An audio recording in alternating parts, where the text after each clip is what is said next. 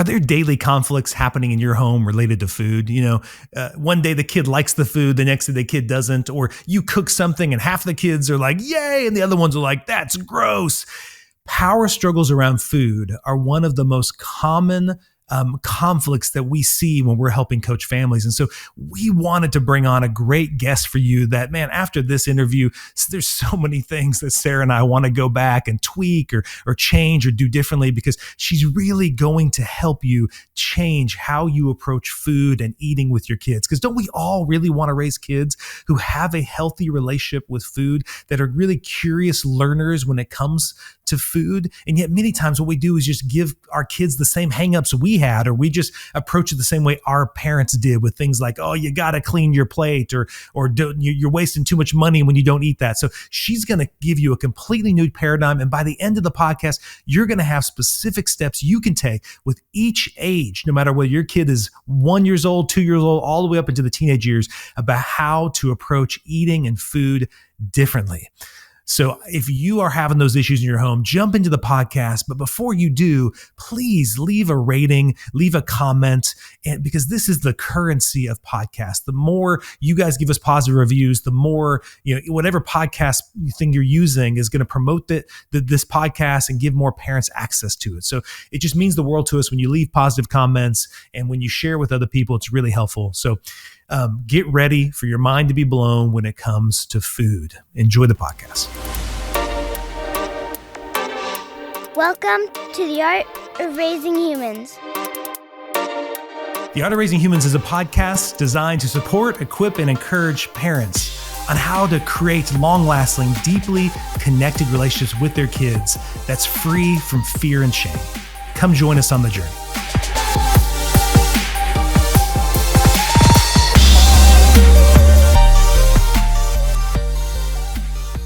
Hello, welcome to the Art of Raising Humans. I'm Kyle. And I'm Sara.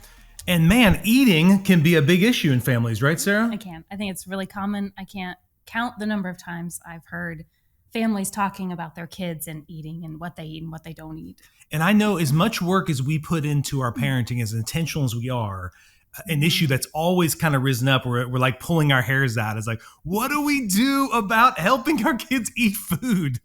Right? Yeah. And I'm telling you, like, this one's personal for us. That's right. So as soon as we heard the guest that we're going to introduce to you today and interview today, as soon as we heard Mandy was good at this and knows something about this, and you heard her speak, and we're like, okay, I bet there's a lot of families that need help with this. Yeah. I heard Mandy speak for just such a short time, and I was eating it up. Like, oh, I want more of this. This is so good. So today on our podcast, we're inviting Mandy Foster. Mandy, hello.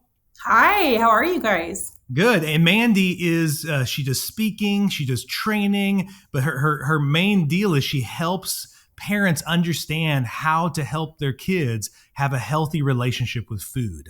Yeah. And I think a lot of parents listening, that's one of their biggest frustrations, but also their biggest hopes. We don't want to raise kids with eating disorders or kids who just have a really bad relationship with food, or just are insatiable about sugar all the time. And we really want to raise kids, eaters. Yeah, who can't go out to eat and just be more open about it, And I think a lot of conflicts in families revolve around this, and we're speaking from personal experience. So Mandy, we're glad to have you, and would just love to hear, why are you passionate about this? Why has food become a big thing that you know so much about? Yeah, it's a great question. And thanks so much for having me too. This can be a topic that is hard for a lot of families. And just to add to what you guys said, is it's the source of power struggles a lot in families. And so I think my goal has been, honestly, my background is speech pathology. And so I didn't know a lot about feeding when I got into my profession. They don't teach us a lot. They teach us a lot about anatomy and swallowing and things like stroke recovery. I didn't know this world of kids that were picky eaters existed all through my education. And it really probably started a little bit more as my nephew has Down syndrome. And when I was going through graduate school, he was firstborn when I went into grad school. And he really, really struggled to eat. He has some other things. He has diabetes. He had cancer. So he had a lot of struggles that on top of having Down syndrome just made food really difficult. But I didn't know what to do with him. Like, I didn't know he ate chicken nuggets and French fries and chips. And I didn't even really have a knowledge that I could do something as a profession. Yeah. Yeah. And then I just worked at this amazing camp in Colorado, and I met some people who did picky eating, feeding in special needs populations. And my nephew went to that camp, and while he was there, he like joined this group, and they just had a blast. They laughed the whole time. It was an hour of just pure joy and engagement and curiosity, and they were putting carrots in their mouths and lollipops, on their face, and it just was fun. Yes. And I thought, what is this profession that I supposedly know how to do? And so I just kind of pursued it there. And so my career kind of started in Denver at a specialty feeding clinic. So I worked, and I still work, for the same company. It's called the SOS Approach to Feeding. And their goal is to empower parents and other therapists to learn about feeding. And it is a multidisciplinary clinic as well too. So really pulling in those mental health perspectives, dietary perspectives, sensory integration from OT, and physicians as well too. And so it's a really amazing way to look at feeding. It's really one of the only ways to look at feeding, is you have to look at it from a lot of different views. There is no one way to kind of think about feeding. You have to think about how other professions and how parents, and really including parents as partners when it comes to feeding. And so that's kind of what I've been doing for the last 20 years. I know less about speech therapy nowadays. You ask me about articulation or our problems or any of that, I've forgotten all of that. And all I pretty much do is feeding now, is pediatric feeding. Wow. And as Sara said, I just have the joy of being able to speak all over the world now and teach therapists and families about feeding. So, well, Mandy, when you talked about it being a power struggle, that's something I tell families a lot when we're talking about the free will our kids have. Is you can see it in a few different ways. Eating is one, pooping is another one, sleeping is another one, and talking is another one. And it seems like those four can cause a lot of fear in a parent and cause a power struggle, because you can't make your kid eat. And so in other areas we seemingly can, but those four kids learn pretty quick that they have the power. They can control what comes in their mouth or doesn't. They can spit it out, or they can throw it up. And when you look at it that way as this power dynamic, it does explain a lot from a lot of our childhoods. That I know in my childhood, there was a lot of power struggles that I think my parents, specifically my dad, was trying to win through food. So it was a lot of like threatening. If you don't finish this food by this time, you're going to get spanked, or something like that's going to happen. And it did, as a kid, always confuse me. I was just why am I getting spanked because I won't eat the Brussels sprouts? Or the weirdest one was getting threatened if I threw up the thing I ate, as if I was purposely wanting to throw it up. Like it's your choice. Yes. Well, and I think too, Kyle, one of the things too and when working, for those of you that are listening that work with other families, so maybe you are in the mental health profession, you're not just a parent, is that we always say that if it's always hard to get a diagnosis, it's always hard to have a struggle with your child. But if your child needs glasses, they're not going to die. If your child doesn't walk on time, they're not going to die. Yeah. If your child doesn't eat, the first immediate fear is my child will die. Yeah. And so parents are living in this world of, if they don't eat, they may not live. And even though that seems extreme, a lot of this is told to families. Kids that typically struggle with feeding have had early histories of medical problems. A lot of premature babies, a lot of early NICU babies. That doesn't have to be in place to have difficulty with feeding. You can have a perfectly beautiful health history, but it's really, really common. And one of the things that happens in hospitals with those little ones is that you don't get discharged from ICU until you weigh a certain amount.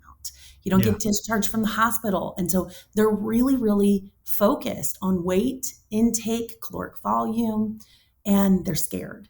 And so what you guys know, and you do so well, is we don't parent well when underlying fear is really the thing that's taking over. And so I think part of what we work on with parents is recognizing that that's happening. You're afraid. It's okay to be afraid, right? You need to acknowledge that that's what that is. You're afraid. But guess what? Your child isn't going to go to the hospital if they don't eat that broccoli. They won't.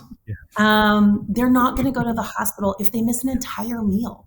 Yeah. And so we really want to empower and equip parents to know, what are the warning signs? Like, how do I know that this is more than just picky eating? Because parents need to know when they need to intervene and when they need to just kind of back off. And so that's one of the first things to recognize when it comes to feeding. It happens as therapists too. It happens with all of us. I get a little afraid sometimes this kid I might not be able to help them, right? Yeah. And so when fear creeps in as the adult, we're never going to be in a good situation. And so I think that's one of the first things, which you guys do so well, is helping adults understand what they're bringing to the table. We actually do a lesson with our parents that says, what are the thoughts and feelings that you're bringing to the table? Do you feel like, were you raised in a home where you had to eat all your food? Clean the plate club, we like to call it. Were you raised in a home where you couldn't have dessert until after you ate? Were you raised in a home where you didn't have sugar in the home at all? So one of the best ways to think about how you might be impacting your child's feeding. Now, first of all, let me pause. It's very scientifically research that parents don't cause feeding problems. That there's research after research after research that parents do not cause feeding problems. Even if you're yourself. That's good to know. Even if you yourself are a picky eater, it's like 94% of children with feeding difficulties have an organic reason. They have a reason why they're not eating. Now, we as parents cannot contribute well to that struggle. We can make it harder, but we're not the reason that child wasn't eating. Even in the cases where the parent was the reason, most of them were things like they weren't mixing the formula right, or they were doing something that it was just because of lack of education, not because of something that they were saying or doing. So kids are a little bit resilient. You're probably not causing your child's problem. So but it's really important to know what we kind of bring to the table as parents. Mm-hmm. Yeah, I like that highlighted. That was something I had to think about with, I was raised like clean your plate and things like that. And so there's kids in Ethiopia that are going to starve if you don't eat all that. Yeah. But just thinking, just thinking with my kids and being worried at times when I see picky eating and thinking they're not going to get the nutrients or we're wasting food and I'm trying to hold those thoughts inside, but they're there. Yeah. And to know that they are impacting things by being there. They're still in the room. Even if I'm trying to hide them inside, they are in the room and they do have an impact. That was just good for me to know. What I go is, okay, so now if that's me and if there's I'm sure there's lots of parents who fit that. Yeah. Then what do I do with that? How do I partner? You said partner with your child. Mm-hmm. What does that mean? What can that look like? Yeah, this is a great question. I think one of the things, and in the world of feeding, we kind of talk about ways that are just good, happy, healthy habits at home. They don't mean that if you don't do them all the time, you're going to cause feeding problems, but they are ways that whether or not your child is completely a great eater, doing great, no struggles, you might have a child who struggles a little bit with what we call picky eating, or you might have a child who might need more intervention. So maybe they're not just picky. Maybe they really do have something that needs attention from a therapist or a doctor. There's certain things you can do that helps all of those kids, and it's never harmful. And so if done well and respecting a child's boundaries. And so we call them general treatment strategies, just general things to do at home. And one of the main things is eating together as a family. There's also lots of research that shows that social modeling, we know a lot about mirror neurons and how kids can learn from watching other people do stuff. And so there's a good amount of research that shows that you can decrease your child's fussiness around food by simply sitting at a table with them. Sitting at the table, eating the same foods at the same times. And so when parents get overwhelmed, I really like to try to find something simple. You eat every single day as a parent. Every day you eat food. You may not eat the same food as your child, and that might be your struggle. But if you're trying to find ways to help, find the simplest path of least resistance for yourself. Yep. And so oftentimes as parents, we're just running around like crazy meeting our children's needs. Yeah. And so giving that parent permission to sit and eat, even if your child isn't eating with you, like sit at a table and eat. We know that from nutrition research, from healthy habits around food. Sitting and eating and not walking around is helpful for us as adults too. But just watching them. One of the reasons why kids struggle is typically because there is oftentimes some underlying things going on. They can have difficulties in oral motor. They can have difficulties in their sensory systems.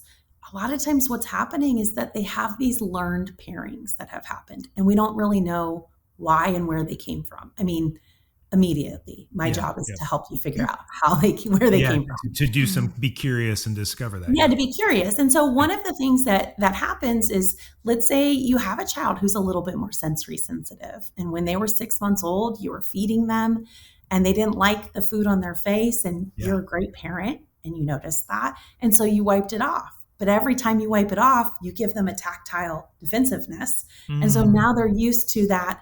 Oh my goodness, I don't like food on my face, number one. And then the way my parent comes to help me makes me go into that fight or flight kind of response that we know infants can go into. Yeah. And I'm doing that 3 or 4 times a day. And that's how kids kind of pair negative things, right? Yeah. It can happen with reflux. Every single time I eat, my esophagus burns. Yeah. I don't feel well. It can happen with food allergies. Something's making my tummy hurt. It can happen with constipation. And what's happening is kids they're not cognitively trying to be manipulative. They've just learned that when I eat, my body doesn't feel well. And they don't know where that comes from. We know that kids don't have kind of thought about their thoughts until they're way older, right? And so a 2-year-old, a 3-year-old, they're just trying to communicate that something isn't working. And so our job is to be curious about that. Yeah. Our job is to think about, what is it about the food? Do they not like it in front of them? Do they not like it the way that it feels? What is their body experiencing? Or the way it looks, like refried beans looks nasty. So that's why I don't eat it. We say this all the time, but okay, so we as adults, oftentimes you guys probably talk about this. I hear you talk about this all the time. But we as adults have just different expectations of children than we have for ourselves. And when's the last time you paid for food at a restaurant and it was like slopped onto your plate and you were like, I really want to eat that's right. Yes. Right? No, we like it when it's like individually placed and butterflies and chocolate syrup, right? That's what we want to pay for. But they're exactly the same, except they don't like pretty flowers. They like, sticks and shapes and happy faces, and they want their food to look good. And that's not because they're high needs, manipulative, little brats. It's just because they're humans, and that's what humans like. They want to. That's how we were bred. we were for years and years and years. We've been told to eat certain things because they look good, right? And things that don't look good, we don't eat to keep our bodies safe. And so kids are just going into really, really primal body safety. Is it safe? And that's what their body is asking them, not their brains. Their body is asking, is this safe? Is this environment safe? Is this room safe? Is this food safe? And if their body is unsure, they're going to respond with fight, flight, freeze. And so our job is to recognize when they're going into fight, flight, or freeze and respond with safety. And you as a parent may not know how to change food to make it safe. You're not going to know those things, right? You're not going to know how to pair food so that they help your kid, because that's a therapist kind of thing. Sure. You shouldn't expect yourself to be a therapist, right? But you want to learn how to recognize your child's body signals. So do they look away? Do they run from the table? Do they yell at you? Do they push? Are they jumping around in their seats? The finger splays are big things we see where they want to touch food like this. That's like a big thing. Do they have body shakes? You'd have to see Kyle? that on video. Mandy was doing this weird thing with her fingers. So on Yeah. the audio, if you see it, she's like, Yeah. had her fingers. So you got to watch that. Pointing it, You got to yeah. watch that on YouTube. That's going to be on YouTube where she's pointing. Yes. Kyle, you mentioned throwing up. Does Yeah. food, do they actually throw up? So think Yeah. about that. When you throw up, your body is actually experiencing a really, really negative Totally. pairing. Yeah. Well, which is you really know, I was even thinking, Mandy, as you were saying that, is lots of those same behaviors you were just describing. If there was a dog walking towards the kid and the kid reacted that way, you'd immediately go, I need to provide safety. You immediately say, hey, I've got it. Don't worry. I'm not going to let that dog hurt you. Right. But if they did the exact same physiological reaction to the food, at least in my mind, I would judge that and be like, oh, come on. Like, it's not that big a deal. But I don't see it as like, oh, I just want to receive that reaction and understand what's happening to my kid right now. It's like, no, I get the dog thing. The dog could kill you, but that food can't get over it. What's your problem? Yes, absolutely. And then it's really confusing to us because kids, especially sensory, and I don't know how much you guys have talked with your listeners about sensory actions, but they're not consistent. Mm-hmm, Our sensory systems, it's not kids' sensory systems are consistent. Your sensory system isn't consistent. One day, your kids tell you no and yell at you, and you have a calm, really balanced, peaceful parenting response. And 2 hours later, they say the exact same thing, and you get your fist all wadded up and you want to scream at them, right? Yeah. Because your sensory system has changed. Yeah. You've had things that have happened to your sensory system throughout the day that make you able to respond well to things. And it's all within our sensory system. Our sensory system really impacts our body's fight or flight or freeze responses. And so how regulated if a person's body is, a child or an adult's, helps them be able to manage things in different ways. When our sensory systems need caring and nurturing, we need real comfort things. Any person's does. That's why they call them comfort foods. And so when a child's sensory system needs comforting, they need preferred foods. They need foods that look the same, that taste the same. They need their preferred foods. When their bodies are really regulated and they just went swimming and they get all this good input and they're hungry and everything is just right. You know, it's the just right scenario for curiosity, and they feel regulated, and their sensory system and their nervous system feels really good and safe. They're curious. They want to know what you're putting in their food. They want to touch that new fruit. They want to taste something, and they want to be explorers. Yeah. And so that's why parents feel crazy sometimes, because it's like one day they wanted to eat it and the next day they didn't. And that's why. That's why food is not always the same. And that's why our kids don't always respond to it, because it's not just about food. And even relating that, Mandy, to their safety to go explore the world. You know, how is food any different, right? There'll be times where the kid will be okay talking to that person, and other times they'll be apprehensive, right? And so lots of us would see that and go, okay, what's going on here? And we might be curious, like, you were okay talking to that person the other day, but now you're not. Well, okay, because maybe the sensory system is different. And I'm even thinking growing up, I was a very picky eater, but there was a lot of chaos and conflict in my home too as a kid. And so as I became an adult and got married to Sara, and our home wasn't as chaotic, our home wasn't as, insecure feeling. I felt much more secure married to Sara.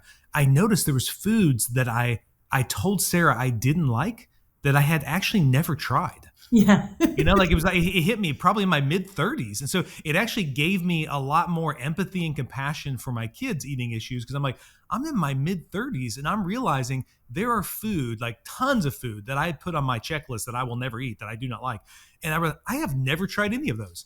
I simply said I didn't like them because they were associated to something else, or the way visually they looked, or somehow I knew it had some ingredient that I didn't like as a kid, right? So all of those were off of my checklist. Even the texture, the texture I thought it might have. And so I started, with Sara's help, just even in my mid 30s, I'm just going to start being more adventurous. I'm going to start trying new things. And I found something that really helped was like free samples at Costco or those kind of stuff, because I had less energy about the kids not liking those, because my story is, they're not wasting money. So if you don't like it, throw it away. So then the kids would challenge me and say, Dad, why don't you try it? And there's things that even though it was free, I was like, I don't want to try that. That looks I disgusting. don't like that food. Yeah. So I started trying it. It was, it helped me get that's why when we talk about feeding, it is across so many different professions, is because you just mentioned like just that little story, Kyle.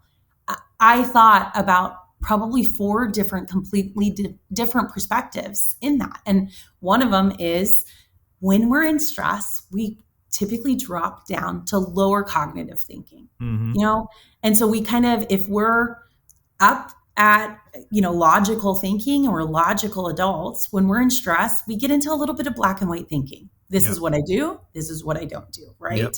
Yep. And kids are the same way. Actually, most of our kids, especially if you're dealing with 7, 8, 9-year-olds, they're black and white thinkers. They love making rules. Right. And we know that that's hard to combat with. It's hard to be gray and in the muddy in any part with black and white thinkers, right? It's a rule, and they've created rules around food. And so our job is to help them understand the rules while teaching them that rules are more open, right? But we as adults do that. And so there's that cognitive piece. Understanding where your child is cognitively is really helpful. Kids who are in what we would call sensory motor thinking, so around that 6 to, it can be up to like 18 months, 24 months, they're just exploring the world because of how it feels. So if your child is in that age and they're throwing food, they probably don't like the way it feels, because they're just thinking about motor and sensory motor, or they're in cause and effect, and it's just really fun to throw food when you're trying to figure out in and out play, right? Sometimes they're being wonderfully curious with food, and it's just kind of annoying to you because it's making a mess. That in between 2, 3-year-old to 5 to 7-year-old, they're magical thinkers. And so food is magical to them. It doesn't need to make sense, but also the reasons they don't like food don't make any sense, right?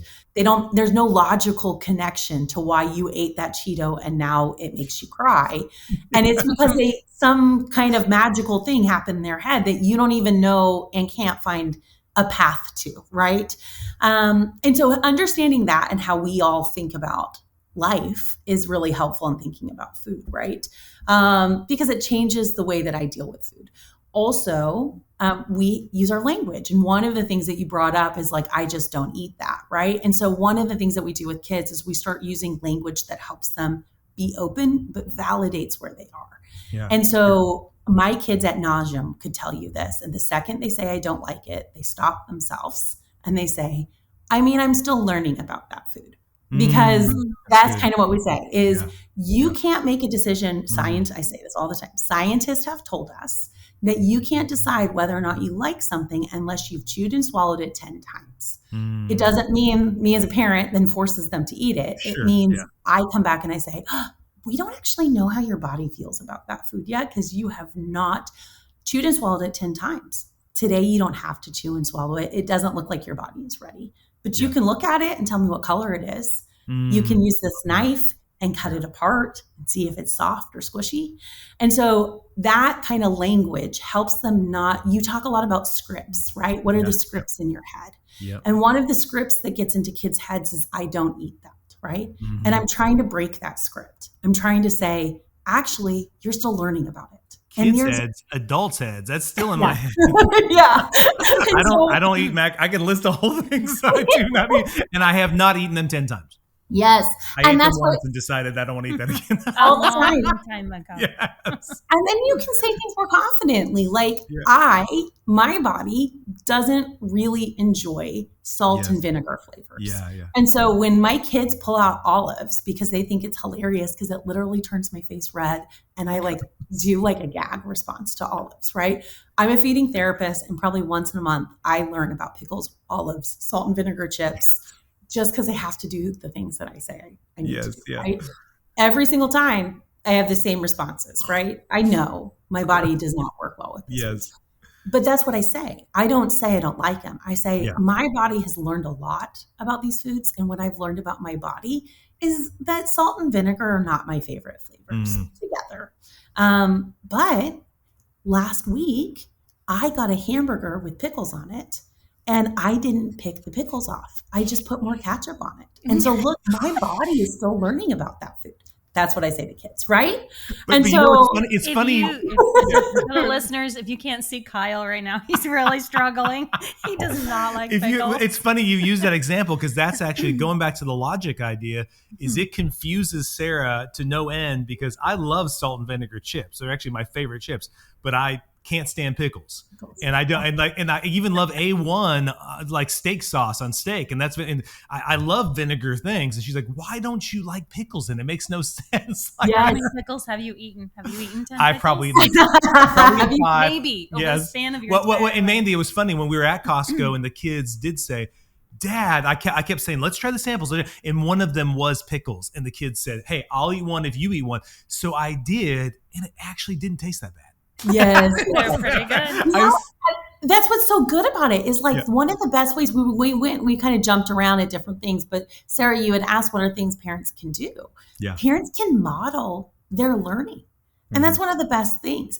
And especially we talk a lot, and you guys talk a lot about how spouses can help. You know what I mean? And so a family, when we talk about sitting at the table, I don't mean everyone has to sit together. I mean, the child just needs an adult. And so they just need an adult. If you're in the situation where from a spouse standpoint, you're just you, or you don't have the timing in your schedule to be able to eat meals together, or you're a single mom, or you're a stay-at-home mom and you're at home for 3 meals a day and you only eat one together, it doesn't need to be everyone. It just needs to be one adult. Yeah. And I'm the queen of self-talk. Well, I talk a lot anyway, but I am the queen of self-talk. My husband, who has been on here before, he thinks I'm a little loopy sometimes because I'm like, did you notice that my sauce is more salty than it was before?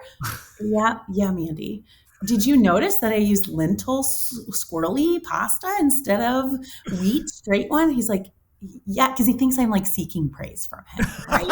I'm not seeking praise at all. I'm externalizing learning. Yes. That's what I'm doing because I want my kids to hear that. Yes. I want my kids to hear we change things. We can add salt. We can change noodles. We can change the shape. And so I don't have a really active partner in that because he's like, food is your thing. Work on my I'm a really great dad now. Yeah. So I'm working on all the other things. You can still have food. And so I do self-talk at the table. And whoa, that food was really, really, really juicy. I did not expect that. Yeah. That made my body a little worried.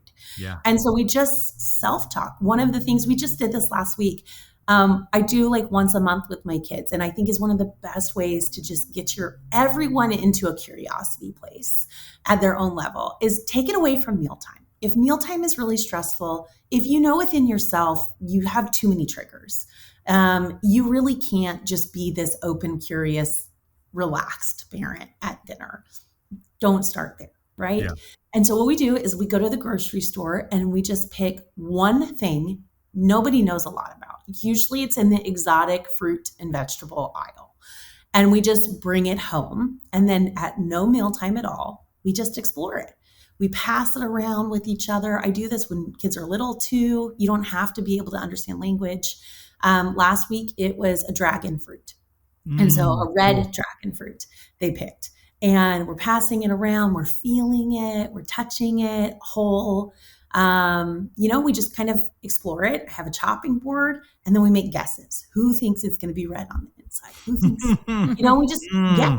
And oftentimes I kind of forget too, because I forget what dragon fruit looks like on the inside, right? Or coconut. We have a coconut today too. And then we just open it up and we just are like, whoa, it's white. It has seeds. It's one big, whatever. Then we peel it up and we cut it up and I give the kids tools. And in my head, that was $3. And I don't expect anyone to eat it because I didn't buy it for eating. I bought it to learn. I bought it just like I would buy crayons, just like I would buy paint, just like I would buy paper. If I bought paper for my kid and scissors and they cut up that piece of paper and made a million little squares, they wouldn't be mad at them, right? Exactly. Yeah, it's good. I might be annoyed that there's squares all over my floor, but that's the purpose of paper and scissors is to just learn to cut, right? Yes. I wouldn't be mad that a kid used the crayons to color the piece of paper, right? And I wouldn't even be that mad if they had 3 different versions before they found the one they liked, right? Food needs to be like that sometimes. And I don't mean wasteful, and I don't mean buying things outside of your budget that's going to cause a stress point in marriage or in your family. I just mean every once in a while, we got to make something for the purpose of learning. Yeah. And if you can do something like that once a month, you're in the place where, because you know this is just like paint, it's just like Play-Doh, it's just like this throwaway toy that, McDonald's toy or whatever. If I'm going to treat it like a learning food, that the purpose is to use it and it to go away, then I'm less stressed. I'm coming in, I'm not at the table, I have no expectations of eating. And as a parent, I just get to watch my kids and I get to watch myself. I didn't know that I didn't like that food. I didn't know that I don't like the little tiny bits of texture that came in that food. Yeah. It's a lot like a kiwi. I wasn't expecting that. You know what I mean? We get magnifying glasses out. We get cheese graters. I get all the tools out, and we just do whatever you want with it. Yeah. And so that's a good way to kind of step into exploring. And helps a lot with you figuring out, I'm not sure why you don't like pickles. Maybe you should get 3 or 4 things that are pickle flavored and figure it out. Is it taste or texture? Yeah. It could just be your dad made you eat one once. 100%. 100%. You have some kind of overlay cognitive. Yeah. It really goes back to, Mandy, I always, when we go out to eat, like fast food, go to McDonald's, I wanted to order the hamburger plain, and that meant no condiments and no pickles, right? And my dad would just say, we don't have time for that. I'm not waiting for that. So then I just wouldn't eat it. So it was like, I got used to just saying, fine, I want to eat. He's like, you're seriously not going to eat? I won't eat it. Like, I'm just not going to eat it. So don't order me one. So I got used to just kind of like, I just had this rigid line of, I'm not going to eat stuff with that stuff on it. Yeah. And so that's been really hard to change. So maybe I need to try a Chick-fil-A chicken sandwich with pickles on it.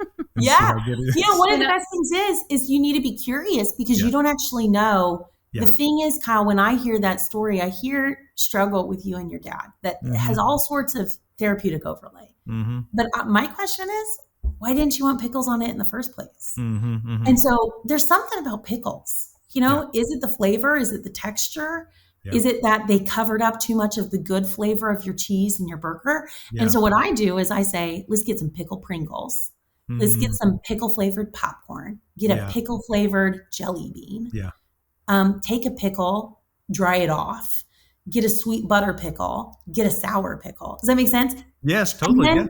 And then learn about it. And maybe what you'll find is that if the pickle flavor is on a Pringle, you actually like it. Yes. And that would tell you that it's actually the texture of the pickle. Yeah. Yeah. Strawberries is a more applicable way to like a parent, probably because pickles are commonly not liked. That's not like a weird thing, pickles, olives, there's some of those flavors. Yeah. But strawberries would be a good one. Yeah. Everybody loves strawberries, right? Let's say your kid doesn't. They don't love strawberries. There's freeze-dried strawberries. There's strawberry jam. There's dried strawberries. There's strawberry smoothies. There's strawberry sauce, like, like ice cream sauce. And then there's real strawberries. Yeah.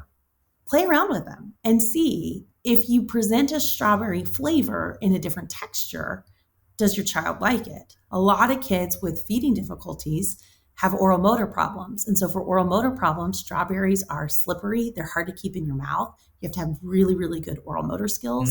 Yeah. Kids with sensory issues, they're wet.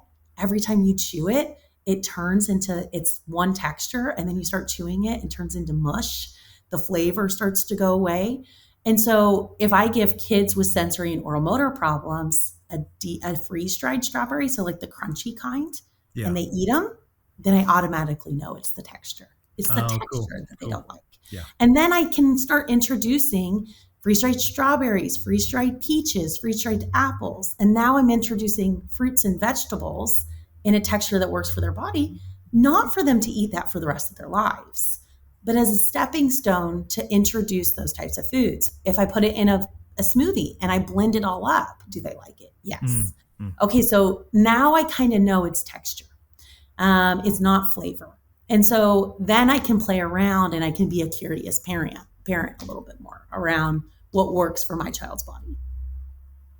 One thing, as you were talking, it reminded me of, as I heard you talk previously, I tried to move into a lot of curiosity because I find myself worried that my daughter won't like more foods, or is she getting her nutrition? You know, am I failing as a parent and taking care of my child's body? You know, but as I moved into just curiosity and set that aside, we would just, there's a lot of foods she doesn't want to try and doesn't want to eat. And so I would move into that curiosity. I just took off my any expectation or even hope on my part of her eating it. It's like if she did, fine. But the big thing was, oh, what do you think of the color? What do you think of how it feels? What do you, because I learned from that curiosity, a lot of smell is a big one for her, that how something smells is an immediate, whether she feels scared of that food or not, a lot depends on smell. And it gave me insight even into things like chicken. Yeah. So with, you know, I think, oh, you eat chicken tenders. Awesome. We can go to restaurants. We can get chicken tenders. You'll have food. And we would go out and she wouldn't want that chicken tender. And as I was just curious with her, even though it was the same in my mind, the same food, it's a chicken tender. But I learned that she was seeing things that one was really crunchy. But then we went here and it wasn't as crunchy. And even at first, what scared her was it was brown and crispy on the outside. But when she opened it, it was white and stringy and completely different. And as I was curious, I heard the fear in her voice of this food kind of tricked me, you know? It was this Food on is the so outside, tricky, isn't it? Yeah. And so it helped me so much just have empathy for her and figure out how to support her. Instead of, you know, to me, it was just, I had forgotten that those things were, in my mind, none of that mattered. But as I just listened to her and was curious, I heard that, oh, chicken tenders are different everywhere we go. They have a little bit of different batter. They're a little crispier or a little softer. And then when you open them, the chicken inside is different and it's not, you know, so that just really, that curiosity that you were talking about really helped me hear what was going on behind it all. And so I could then think about, well, how could we feel safe? At what level do you feel safe exploring this food? Yeah. And sometimes she feels safe enough to try, you know, a different, it's like, okay, this time I'll try it, but she might have to explore it a few times. So I loved what that did inside of me working with her and feeling like I was partnering with her. Yeah. And like, well, and a lot of times we really don't, I mean, I work with kids who I am like, I'm really aware of all of the things that you just said. Like that's my job, is to know there's a big difference between chicken nugget at McDonald's and at Chick-fil-A and at Cane's, right? Yeah. I'm good at that. But there's sometimes where I'm like, kids, you do not know the flavor difference between those two foods. Like there's no way, right? Yeah. That's what my therapist might be saying. Sure, yeah. And I enter into curiosity a little judgmental. Yeah. I'm going to show you that there's not a difference between these. And we'll play these little games, like veggie straws is a great one. Yes. There's a green, there's a yellow, and there's an orange, right? Yeah. There is no way those taste different, right? I'm a really good. No way. And I will play games, and I have kids that can get it right every single time. They can taste the difference. Yeah. And those kids have taught me so much, is that my body is different than your body. Our bodies are not good. And so my job is to not tell you what your body is supposed to be doing. My job is to help you be aware of your body. And that is actually one thing, especially your kids are a little older too. You need to be very careful with older kids. And it happens probably when they start getting out of that magical thinking, is that kids are actually, especially if you have a child who has more tendencies towards shutdown of their emotions, people pleasing, those types of personalities are more likely to shut off their body responses and do something because they know you want them to do it. Yeah. Mm-hmm. And so what they're actually doing is that they're ignoring what their body is saying. They're ignoring when they're full. Clean the plate club. I'm going to ignore that my body is telling me I'm full, and I'm going to clean my plate. And that's how we can contribute to things like not recognizing when your body is full and when it's hungry. But also, I'm going to ignore the fact that I just gagged. I'm going to cover it up. Yeah. And when they start getting older, you're not going to see it as much. You're going to see things like eye gaze is away. And you're going to see things like just a little bit of a face that gets disengaged. Whereas when they're 2, they're vomiting on you, right? Because they're not good at covering up their body feelings. And so one of the things that I actually have to undo sometimes, and you might have to as a parent, for those of you who are listening, is you might actually have to encourage your kids not to eat a food. When you begin being curious about their body, and when you see them touch a food and have a whole body shake, or when you see them have a food in front of their plate and they gag, your job is to say, I don't actually think you're ready. Let's talk about how you feel. How did that food make you feel? And it is really hard to get to that place. And you have to be a very curious, very regulated parent to tell your kid, I think that we probably need to change that food before you try it, because your body is already saying it doesn't feel safe. And the most important thing I want for you is to listen to your body. Like that becomes the goal. The goal becomes helping a child listen to their body. And the more we can help children learn about themselves, they will be lifelong learners. They may not be eating all the foods on the planet by the time they're 10.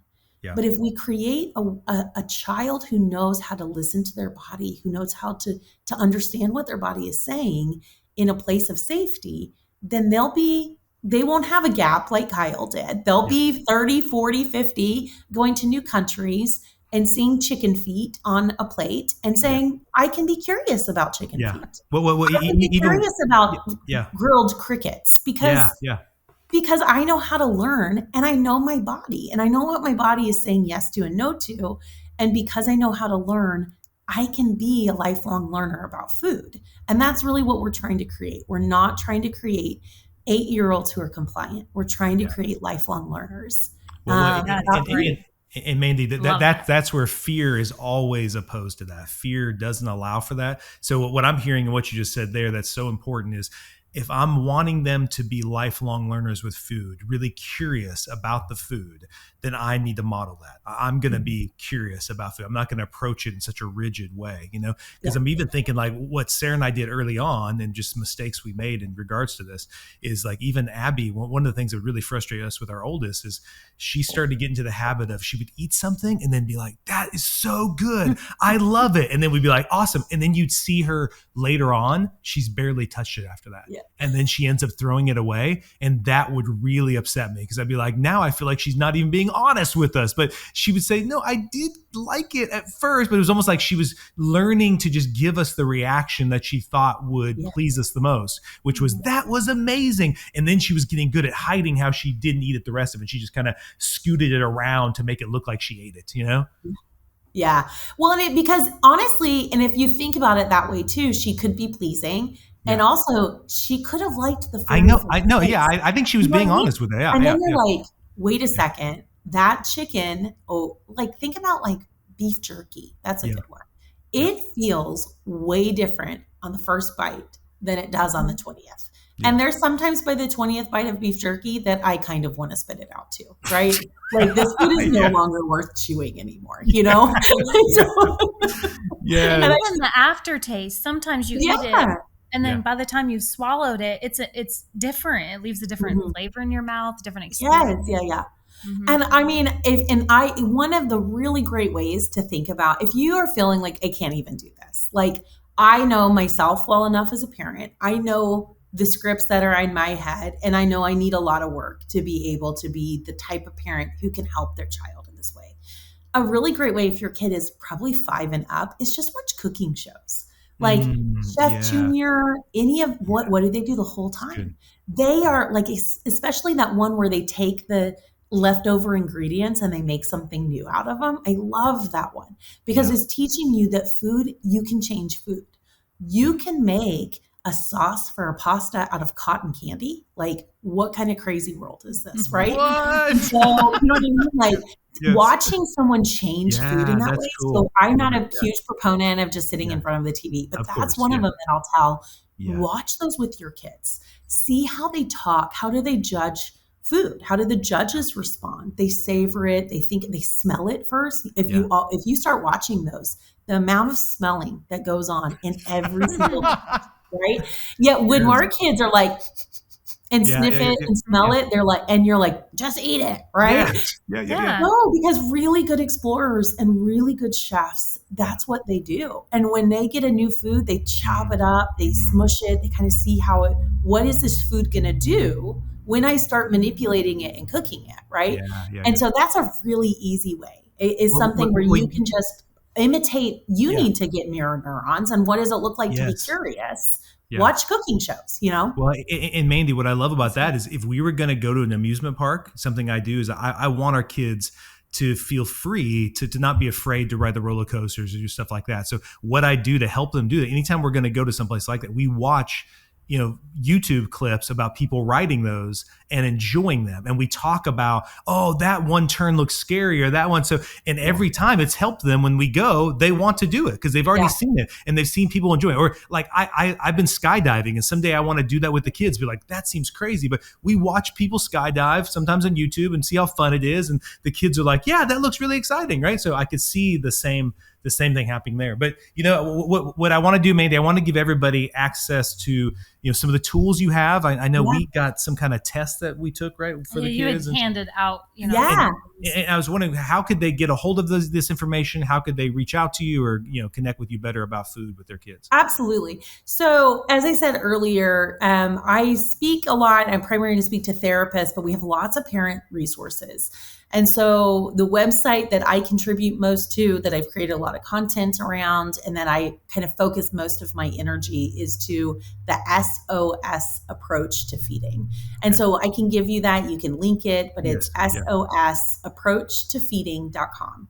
Okay. And on there's a parent tab. And in that parent tab, there's just lots of resources. There's a 2-hour workshop for free you can watch on YouTube. It talks about eating with your kids and modeling some of that good behavior. It also talks through, how do you know if you have a child who is just generally a little bit more on the picky side, or do you really need some support? One of the things that I've told Sara, and I tell parents all the time, is if you're listening to this podcast right now and you're hearing me say some of these quote unquote simple strategies, and right away they're impossible. That your child is not going to respond to those. That you've tried most of them and they're failing and none of that is working. It might be a sign that your child has more than just picky eating. They might actually have some problems that someone like myself in your area need to begin to look at and help you more. Doing it alone is not an expectation that any parent should have. So if listening to this, you've already zoned out because you're like, these are ridiculous strategies that my child doesn't even eat. They eat in the other room and they have 5 foods, right? And so thinking through that, we have a picky eating versus problem feeder chart. You can kind of just read through and see some differences between it. There's also parent libraries that you can look through. There's simple blogs you can look through as well. Another amazing resource is one called Feeding Matters. Feeding Matters is a pediatric feeding disorder, is the kind of diagnosis for kids that struggle to eat. And Feeding Matters has parent support. You can actually, if your child is leaning more towards that really difficult side, there's parent connections, and you can reach out to them. They'll have another parent call you. You can talk to another parent of a child who struggles to eat.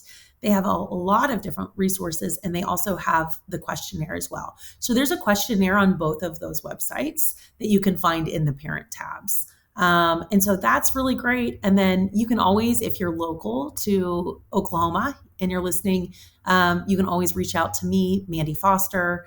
And my email specifically is amandafoster@sosapproach.com. You can also find me on Facebook and message me there, or get a hold of Kyle and Sara and they'll tell you. That's great, Mandy. I appreciate you taking the time. We have so much to do, right? For us personally to take. Now I feel like I'm going to be eating a lot of pickles. It's like, I know, what a grace too. For the health of my kids. Yeah, I'll do it.